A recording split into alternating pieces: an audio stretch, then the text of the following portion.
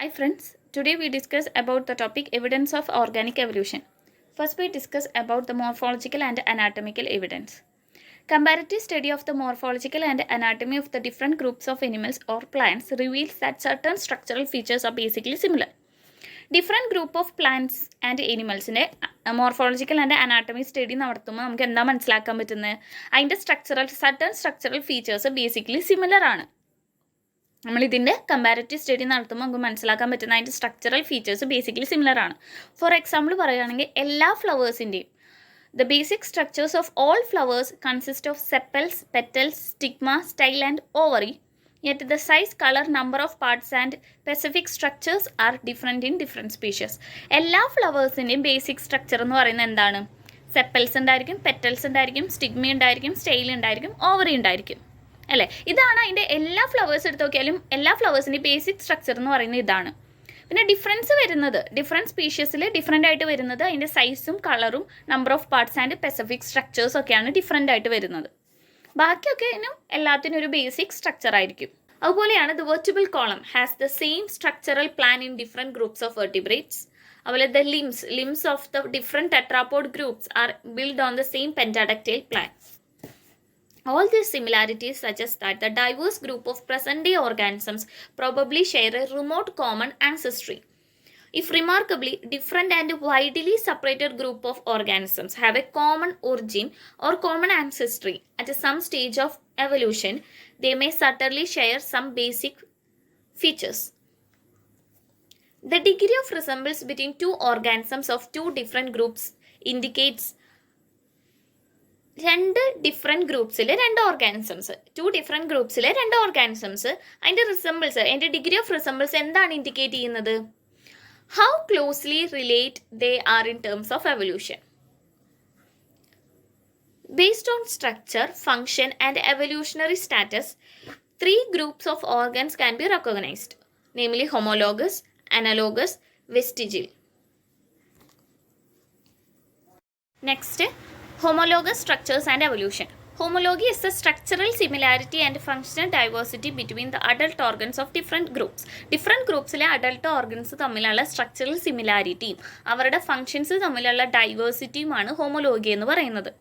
അതുകൊണ്ട് തന്നെ homologous organs structurally സിമിലറും ഫങ്ഷനലി ഡിഫറൻറ്റും ആയിരിക്കും. They suggest neither a common ancestry or similar embryonic origin. The phenomenon by which a homologous structure gets specialized for different functions in different groups is called adaptive radiation. The gradual diversification of organisms through adaptive radiation is known as divergent evolution. There are three kinds of homology: phylogenetic homology, sexual homology and serial homology. Phylogenetic homology എന്താണ്? phylogenetic homology different species of animals തമ്മിലുള്ള ഹോമോലോഗിയാണ് phylogenetic homology എന്ന് പറയുന്നത്. Sexual homology is a homology between two sexes of the same species. And serial homology is a homology in the serial segmentation of the body of different groups or species.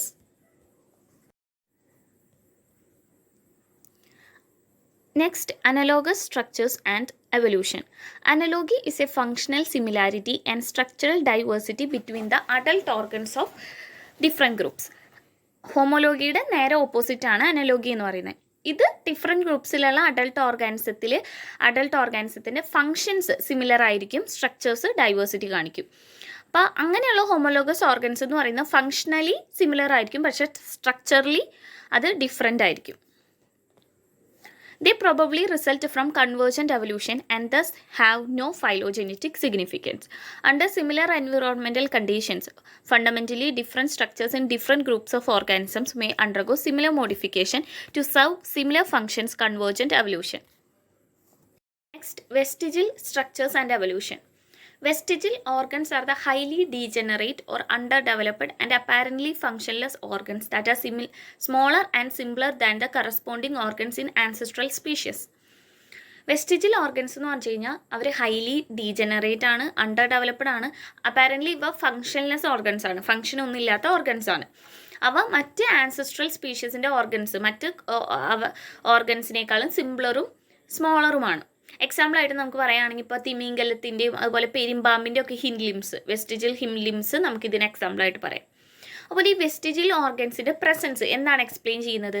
ഈ course of എവല്യൂഷൻ്റെ ടൈമിൽ ആ ഒരു ടൈമിൽ animals അവരുടെ ഹാബിറ്റ്സും mode of ലൈഫും change ചെയ്യും. അതാണ് ഈ ഒരു ടൈപ്പ് ഓഫ് ഓർഗൻസിൻ്റെ പ്രസൻസ് എക്സ്പ്ലെയിൻ ചെയ്യുന്നത്. സം ഓഫ് ദെയർ സ്ട്രക്ചേഴ്സ്, അതിൻ്റെ ചില സ്ട്രക്ചേഴ്സിന് പുതിയ ന്യൂ മോഡ് ഓഫ് ലൈഫിൽ വലിയ ആവശ്യമില്ല, അതിൻ്റെ ആവശ്യമില്ല, ചില സ്ട്രക്ചേഴ്സിൻ്റെ ആവശ്യമില്ല. അപ്പോൾ അവരെന്ത് ചെയ്യും? ഒന്നെങ്കിൽ ഡിസപ്പിയർ ആയി പോവും, അല്ലെങ്കിൽ അവർ ഫങ്ഷൻലെസ് ആയിട്ട് തന്നെ ഇങ്ങനെ റിമെയിൻ ചെയ്യും. ഇതൊക്കെയാണ് മോർഫോളജി ആൻഡ് അനാട്ടമി എവിഡൻസിൽ വരുന്ന homologous, analogous and vestigial. Next ഇനി നമ്മൾ ഡിസ്കസ് ചെയ്യാൻ പോകുന്നത് ഫിസിയോളജിക്കൽ ആൻഡ് ബയോകെമിക്കൽ എവിഡൻസ് ആണ്. Perhaps the most convincing evidence in support of organic evolution and the common ancestry of organisms come from the biochemical properties and physiological activities of living organisms. Most living organisms show the same or similar biochemical and physiological features. Most living ഓർഗാനിസംസും കാണിക്കുന്നത് same അല്ലെങ്കിൽ similar ആയിട്ടുള്ള biochemical and physiological features ആണ്. അതാണ് നമ്മൾ evidence ആയിട്ട് എടുക്കുന്നത് for their common ancestry. എല്ലാ ഓർഗാനിസംസ്, ഓൾ ഓർഗാനിസം, ഇപ്പോൾ ഇവിടുന്ന് ബാക്ടീരിയ തൊട്ട് ഹ്യൂമൻ ബീങ്സ് വരെയുള്ള എല്ലാ ഓർഗാനിസത്തിനും same biochemical properties and process ആയിരിക്കും, സെയിം മെറ്റബോളിക് പാത്വേ ആയിരിക്കും, സെയിം കാറ്റലിറ്റിക് എൻസൈംസ് ആയിരിക്കും. ഇവയ്ക്കൊക്കെ സെയിം ആയിരിക്കും എന്നാണ് പറയുന്നത്. ഇൻ മോസ്റ്റ് ഓഫ് ദമ്മിലും D N A is the genetic material. Genetic code same ആയിരിക്കും. Gene expression involves genetic transcription and translation, and ATP is used as a source of biological energy. Thank you.